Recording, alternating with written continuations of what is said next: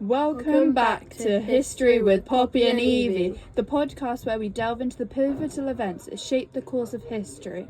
I'm Poppy. And I'm Evie. And today we're focusing on the Hungarian uprising of 1956. This is a crucial moment in the Cold War, and it's filled with deep political and social tensions, all leading to a dramatic clash.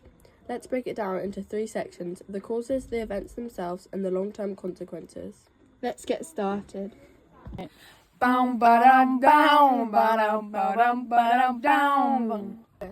To understand the Hungarian uprising of 1956, we need to first dive into the causes that led up to the dramatic revolt.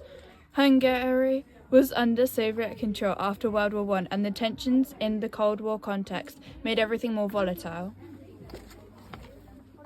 Soviet control and communist rule. After World War II, Hungary became a satellite state of the Soviet Union. The Soviet Union, led by Joseph Stalin, imposed a harsh communist government. By the mid-1950s, the Hungarians were increasingly frustrated with this. There was a lack of political freedom, forced allying, and the crushing of any opposition. The communist government were not just a local issue, it was a product of Soviet Union influence over the Eastern Bloc countries.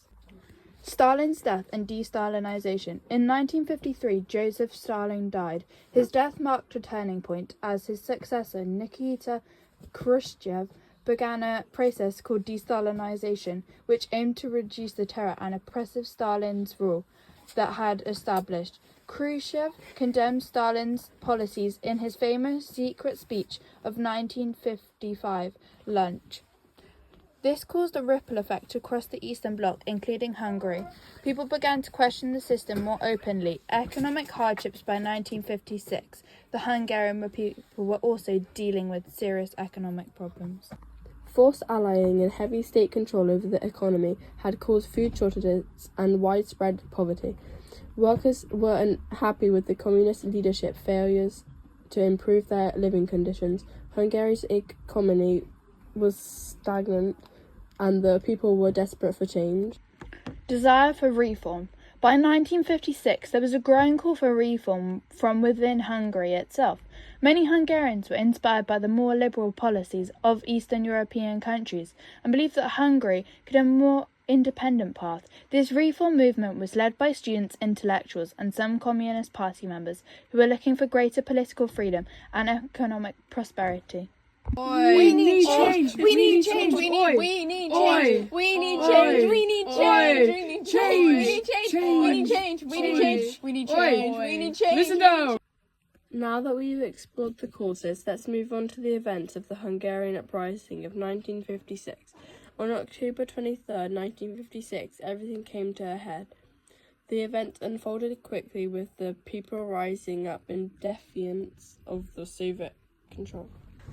The outbreak of protest on October 23, students in Budapest began a peaceful protest calling for political reforms. They were soon joined by workers, intellectuals, and everyday citizens. The protesters demanded more freedom, with the withdrawal of Soviet troops from Hungary and the removal of the pro-Soviet leader Matyas Rákosi, who was widely hated. The movement quickly spread across the country, and the protests turned into a full-scale uprising.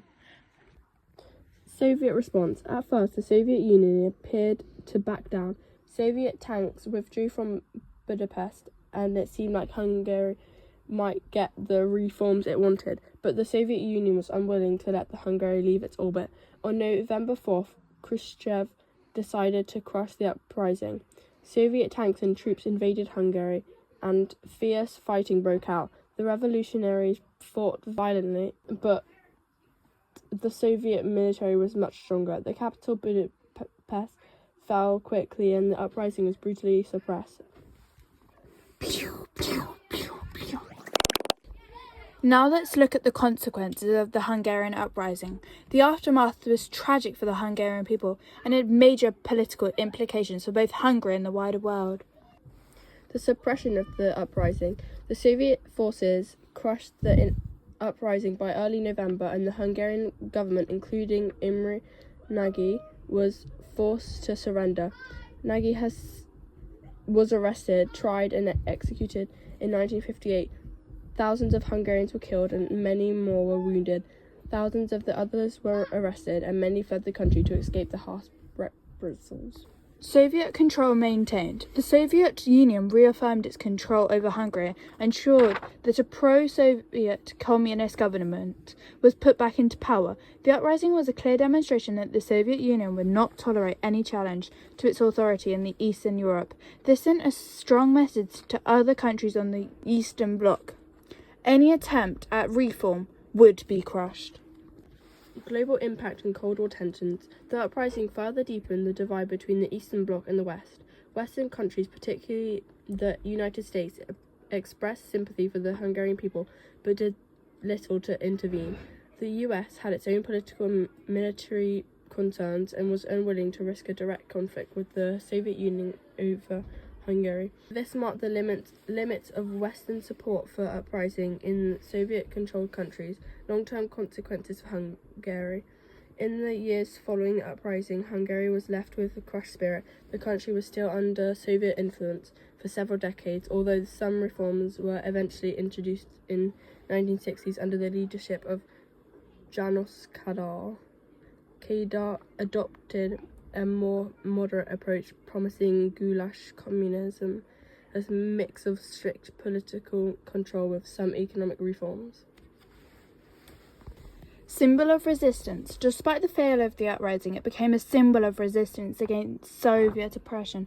Over time, the events of 1956 inspired future generations of Hungarians and other Eastern Europeans to continue resisting totalitarian rule. The Hungarian people will go to fight for freedom, even in the face of overwhelming odds. And that brings us to the end of today's episode on the Hungarian uprising in 1956. From the causes of political oppression to the powerful events of the revolution and the consequences that followed, this uprising was a tragic but significant moment in the Cold War. It showed the world the fierce desire for freedom in Eastern Europe, even in the face of impossible odds. Thank you for joining us today on History with Poppy and Evie. If you found this episode insightful, please subscribe and leave a review. We'll continue to explore more moments in history that shape the world as we know it. Until next time, keep questioning and keep learning. Bum, ba, now.